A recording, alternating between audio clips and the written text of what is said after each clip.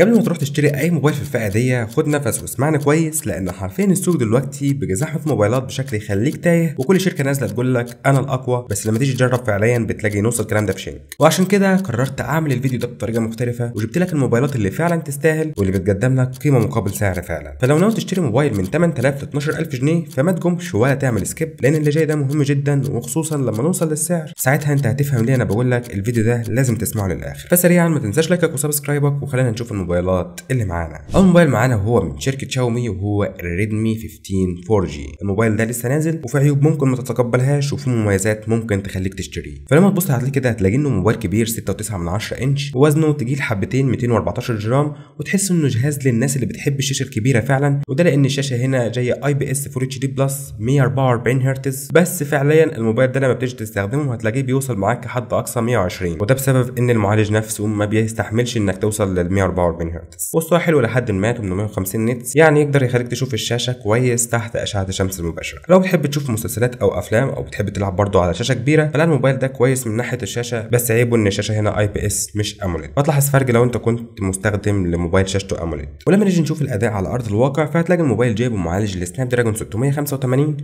والمعالج ده قديم حبتين، بس يعني هتلاقيه معاك سلس شويه في الاستخدام اليومي لو انت بتتصفح استخدامك سوشيال ميديا. اما لو انت هتلعب عليه العاب تقيله فلازم تعرف ان في معالجات تانية اقوى زي الهيليو جي 200 او الهيليو جي 99، دول اقوى شويه، هنشوفهم في الموبايلات اللي هرشحها في الموبايلات الجايه. من ناحيه الكاميرات فانت عندك الكاميرا الاساسيه 50 ميجا بكسل، بتطلع صور كويسه الى حد ما من حيث السعر طبعا، بس تحت مصدر اضاءه قوي. اما الكاميرا السيلفي 8 ميجا بكسل هتقدم معاك الغرض، مش هتكون افضل سيلفي هتاخده في الفئه السعريه دي، وفي الاضاءه الضعيفه ما تعتمدش عليها يعني من الاخر. ومن حيث تصوير الفيديو فالفيديو عندك هنا محدود، بيصور لك اذا كان من الكاميرا السيلفي او الكاميرا الاساسيه الخلفيه بيوصل معاك للفول اتش دي 30 فريم في الثانيه بس. اما لما نروح لنقطه مميزه جدا في الموبايل ده فهتلاقيها هنا البطاريه اللي بتوصل معاك ل 7000 ملي امبير اور، يعني يا باشا استخدام يومين ونص براحتك لو انت حتى استخدامك متوسط. الشحن بتاع البطاريه دي سريع على حد ما، بس مقابل ان البطاريه كبيره فهتحس انه بطيء شويه، وده لانه جاي هنا ب 33 واط، والموبايل برضه بيدعم معاك الشحن العكسي بقوه 18 واط، فدي حاجه عظمه بصراحه لو انت بتحب تشارك البطاريه مع اصحابك. لكن برضه عندك عيوب هنا انت ممكن ما تتقبلهاش، زي ان ما عندكش منفذ 3.5 مللي الخاص بسماعات الاذن، وده خلاص تعتبر اغلب الشركات استغنت عنه، ومفيش مايك تاني لعزل الدوشه، هو عندك مايك واحد بس، والحواف بتاعت الشاشه كبيره حبتين، والوزن انا حاسه تقيل شويه. فلو انت بتقعد بره البيت كتير وبتحب شاشه كبيره كده وبتكره حته انك تشحن الموبايل كل شويه، فلا الريدمي 15 هنا هيساعدك جدا. ده غير انه كمان داعم لل NFC والاي ار بلاستر، علشان لو حابب انك تتعامل مع الاجهزه الالكترونيه او تتحكم فيها. ومش بس كده، الموبايل برضو كمان جايب معيار امان الاي بي 64، فما تقلقش عليه من ناحيه الامان دي. ولما نروح لسعر الموبايل ده فانت هتلاقي عندك هنا منه نسختين، النسخه الاولى ال 128 مع 6 رام فدي بسعر 7450 جنيه، والنسخه الثانيه ال 256 مع 8 رام فدي بسعر 8400 جنيه، والاثنين ضمان محلي زيرو ضريبه. وخلينا على طول نتجه لتاني موبايل معانا، وهو السامسونج A17 4G. A17 هنا هتلاقيه موبايل مختلف شويه، بسبب ان مثلا عندك الشاشه بتاعته سوبر اموليد 6.7 انش فول اتش دي بلس، فتلاقي هنا الوان مريحه بشكل كبير لعينك، ده غير ان الشاشه عليها حمايه من جوريلا فيكتاس بلس، فهتخليك مطمن من ناحيه الحمايه شويه. ولما تحط الجهاز في ايدك بتحس ان سامسونج كده عملت توازن كويس بين الجوده والسعر، ده بسبب ان المعالج هيليو جي 99 بيقدم لك اداء ثابت وسلاسه في النظام. بجانب ده كله انت بتاخد تحديثات لمده طويله 6 سنين تحديثات، فلو انت عايز موبايل يعيش معاك حرفيا فA17 هيكون موبايل مثالي ليك. كمان الحاجه المميزه اللي مش هتلاقيها في موبايلات كتير في الفئه السعريه دي، وانك عندك في الكاميرات مثبت OIS، وده مع الكاميرا الاساسيه ال 50 ميجا بكسل اصلا، فهتاخد ثبات فعلي في الفيديوهات والصور لو انت بتحب تصور محتوى يعني. من حيث الصور فهتاخد من الموبايل ده صور من افضل الصور اللي ممكن تاخدها في الفئه السعريه دي، وكمان لو تحت مصدر اضاءه قوي فهتاخد صور فعلا فيها تفاصيل. ولما نروح للبطاريه فهتلاقي البطاريه هنا 5000 ملي امبير مع سرعه شحن بتدعمها 25 واط، فده هتكمل لك اليوم كامل مستريح. عيب الموبايل ده ان العلبه ما فيهاش حاجه حرفيا غير الموبايل والوصله، وكمان دبوس السيم كارد، لكن ما عندكش ولا راس شاحن ولا سكرين بروتكتور ولا حتى سماعات الاذن، كده كده ما فيش سماعات اذن ادينا كام سنه، فتحتاج انك تشتري يعني باقي مستلزمات الموبايل. برضه عندك سماعات الموبايل ده مونو بس صوتها عالي شويه، لكن هتاخد يعني تجربه صوت مش احسن حاجه في الفئه السعريه دي، وفي نفس الوقت مش وحشه. فرايي يعني لو انت بتصور كتير وعايز ثبات كتير في الفيديو، ده طبعا من ناحيه الاي اس، وكمان بتجربه شاشه اموليد مريحه، فلا خليك مع A17 هنا هينفعك برضه من ناحيه الضمان. وبالنسبه لسعره فانت عندك هنا منه 3 نسخ، والثلاث نسخ طبعا ضمان محلي زيرو ضريبه. فالنسخه الاولى ال 128 مع الاربع رام بسعر 7400 جنيه، والنسخه ال 128 مع 6 رام فدي بسعر 8200 جنيه، والنسخه ال 256 و8 فدي بسعر 9800 جنيه. خلينا على طول نروح لموبايل ثالث من شركه ثانيه خالص، والموبايل هو الانفينكس هوت 6 برو. الهوت 6 برو هنا هيقدم لك شاشه اموليد ممتازه 6.7 انش، بس مش فول اتش دي، فيعني هتاخد شاشه كويسه بس بكواليتي مش اعلى حاجه، وطبعا بريفرش ريت برضه بيوصل معاك لل 144 هرتز، فتحس بسلاسه جدا اثناء الاستخدام، وهتحب الشاشه دي خصوصا انها اموليد. ده غير برضه انك عندك سطوع الموبايل ده عالي شويه، عشان برضه لو بتستخدم الموبايل بتاعك تحت مصدر اضاءه قوي. الموبايل كمان رفيع شويه ومقاوم للصدمات لحد متر ونص، ولما نروح نشوف الاداء فهتلاقي المعالج هنا جاي من الهيليو جي 200، وده هيديك تجربه استخدام سريعه وممتعه بصراحه، وخصوصا مع الالعاب. وبسيره الالعاب هنا، فلو انت عايز موبايلات فعلا تلعب معاك باعلى سيتنجز انت عايزها في الفئه السعريه دي، فانا عملت لك في الفيديو اللي فات افضل الموبايلات اللي تقدر تشتريها من ناحيه الالعاب من سعر 6000 جنيه لحد 20000 جنيه. فادخل شوفه دلوقتي من الاي فوق لو انت هدفك الالعاب والاداء. لما نرجع للهوت 6 برو، فخلينا دلوقتي نشوف معاه الكاميرا، واللي هتلاقي الكاميرا الاساسيه بتاعته 50 ميجا بكسل، ودي كويسه جدا طبعا في ضوء النهار او في مصدر الاضاءه القوي، وتصوير الفيديو هنا بيوصل معاك لل 2K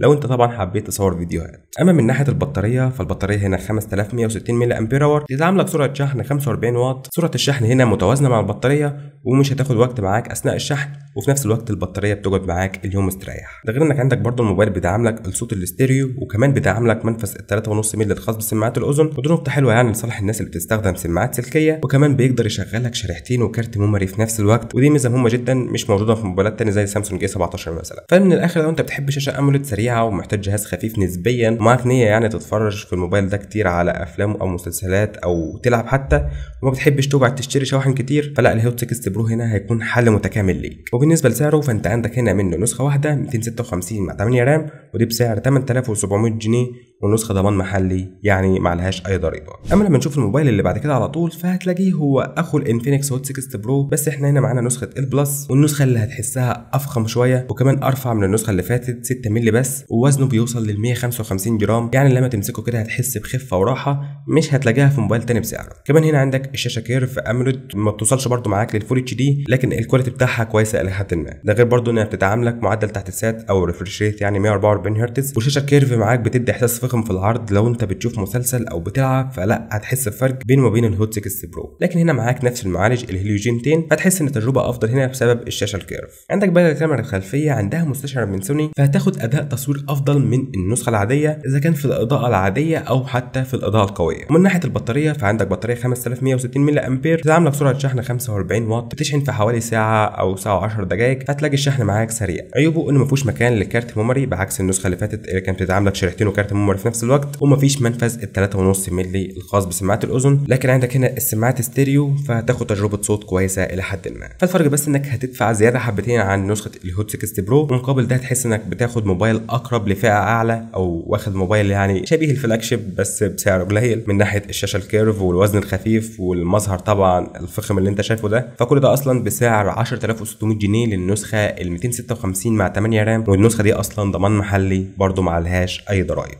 ودلوقتي خلينا نروح على الموبايل اللي بعده، هو الفيفو في 50 لايت 4G.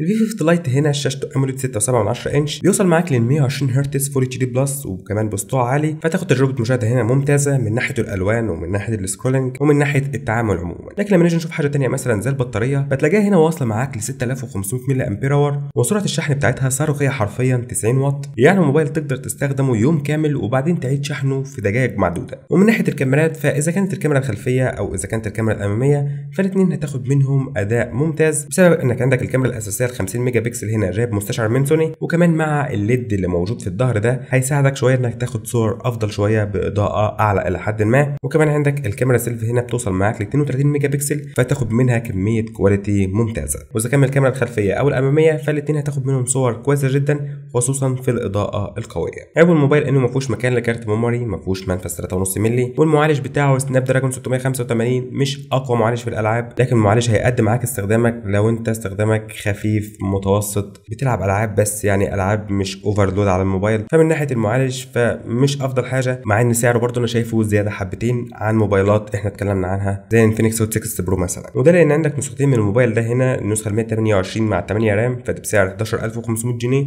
والنسخه ال 256 مع 8 رام فدي بسعر 12500 جنيه، والنسختين ضمان محلي ما لهمش اي ضريبه. اما لما نروح للموبايل الاخير معانا ونرجع كمان لشركه سامسونج تاني، فنلاقي فيها ال A26 5G، وهنا بختم لك بالاي 26 لان الموبايل ده اللي هيقدم لك توازن قوي بسبب انك عندك ظهره هنا من الجزاز، فيحسسك فعلا بفخامه مسكه الموبايلات المتوسطه او الفوق المتوسطه. كمان ده غير انه بيدعم لك شهاده حمايه الاي بي 67، فما تقلقش على الموبايل ده من حيث الميه او الصدمات. والشاشه بتاعته سوبر اموليد 6.7 انش، بتوصل معاك لل 120 هرتز، وكمان فول اتش دي بلس، فهتاخد الوان وكواليتي وكمان سلاسه اكتر، مع حمايه من فيكتوس بلس على الشاشه علشان ما تقلقش عليها لو وجعت منك يعني ولا حاجه. واللي بيوازن معاك الشاشه هنا الاداء اللي جاي هنا بمعالج الاكزينوس 1380 بميموريه 5 نانو، فده هيديك اداء قوي مع طبعا دعم 5G.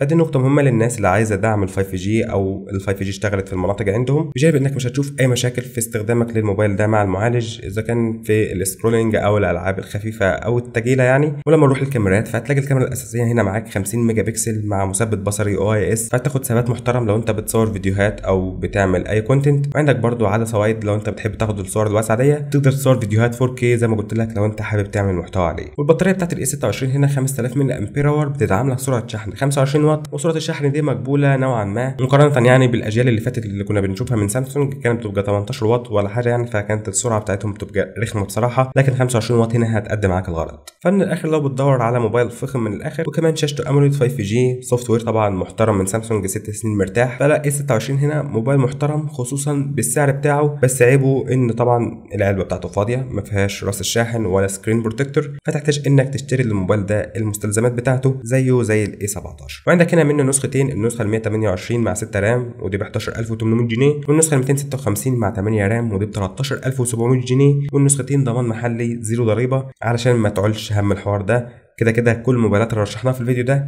زيرو ضريبه، فاختصر لك كل حاجه من غير لف ولا دوران علشان لو انت حابب تشوف ايه الموبايل المناسب ليك حسب الميزانيه بتاعتك. فمن الاخر لو انت هدفك بطاريه فعلا جامده وشاشه نوعا ما محترمه شويه، مش اموليد بس كويسه، معاك IPS، فهرشح لك هنا الريدمي 15 اللي ببطاريه 7000 ملي امبير اور، حرفيا هتشحن موبايلك مره واحده يمكن كل يوم ونص. اما لو انت عايز موبايل متكامل وبسعر محترم، شاشته اموليد وكمان القيمه بتاعته ممتازه، فهرشح لك هنا الانفينكس هوت 60 برو. عايز تلعب عليه او عايز تستخدمه بقى استخدام يومي زي ما انت عايز، سكرولينج سوشيال ميديا، كمان الشاشه بتاعته ممتازه بريفريش 144 هرتز، فلا الهوت 60 برو هنا هيديك قيمه مقابل سعر حرفيا، وممكن تعلى كمان شويه بالسعر وتوصل للهوت 60 برو بلس، وده اللي هيديك شاشه كيرف وخف كمان في الوزن والموبايل رفيع معاك شويه، فتحس بفخامه الموبايلات العاليه حبتين لو زودت ميزانيتك عن الهوت 60. اما لو عايز شحن صاروخي حرفيا وبطاريه كبيره برضو من فيفو، فرشح لك هنا الفيفو V50 لايت ال 4G طبعا مش ال 5G،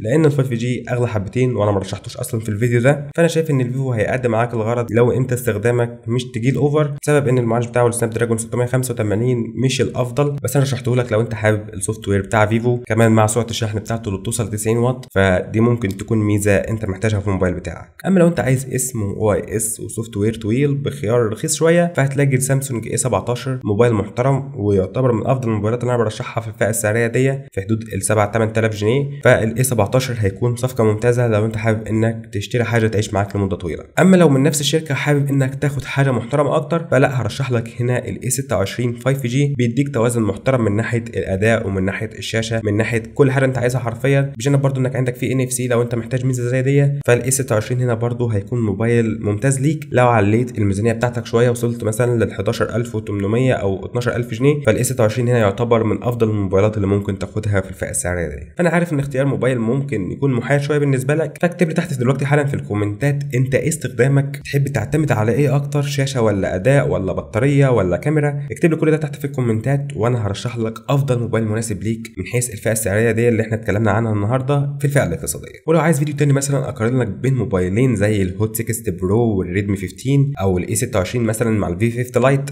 اي مقارنه في دماغك يعني اكتبها لي تحت برضه في الكومنتات وانا هعمل المقارنه دي في اسرع وقت ممكن لو لقيت عليها اقبال. واخيرا ما تنساش الاشتراك بتاعك وتفعيل الجرس علشان توصلك الترشيحات الجايه اول باول، وبرضه ما تنساش اللايك بتاعك علشان ده بيديني حماس ان انا اعمل فيديوهات من النوعيه دي اكتر، واشوفك الترشيح الجاي.